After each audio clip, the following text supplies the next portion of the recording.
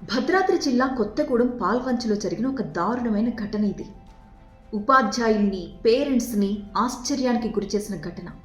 ఒక ఇంటర్మీడియట్ చదువుతున్న విద్యార్థిని ఎగ్జామ్ హాల్లో పరీక్ష రాస్తుంటే సడన్గా కడుపు నొప్పి స్టార్ట్ అయింది.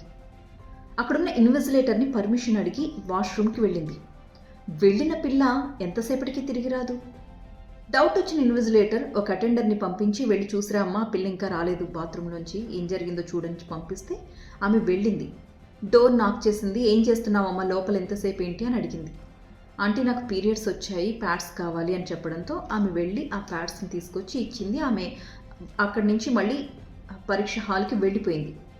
ఆ తర్వాత స్వీపర్ క్లీన్ చేయడానికి వెళితే అక్కడ పిండం కనిపించిందట. అది చూసి ఆమె ఒక్కసారిగా షాక్ అయి పరుగున మళ్ళీ ఆ పరీక్ష హాల్కి వెళ్ళి అక్కడున్న ఇన్విజిలేటర్కి ఆ విషయాన్ని చెప్పింది, ప్రిన్సిపల్కి ఆ విషయాన్ని చెప్పింది. ఒక్కసారిగా అందరూ భయభ్రాంతులకు గురయ్యారు.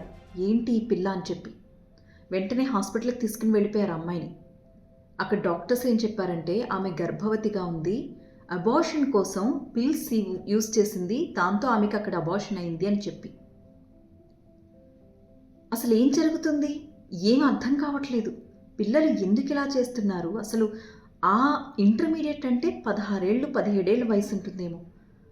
ఆ వయసులో ఎవరినో ప్రేమించో లేకపోతే ఎవరి చేతిలోనో మోసపోయో, నేను ఇందాక చెప్పిన ఇష్యూ, పక్కింటి ముసలాడ 9 ఏళ్ల బాలికను మోసం చేశాడు, బెదిరించి ఆమెతో లైంగిక వాంఛ తీర్చుకున్నాడు.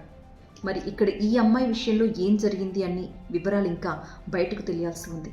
పరీక్ష రాస్తూ ఉండగా ఇలా గర్భస్రావం జరిగింది అన్న వార్త ఇప్పుడు వైరల్గా మారిపోయింది.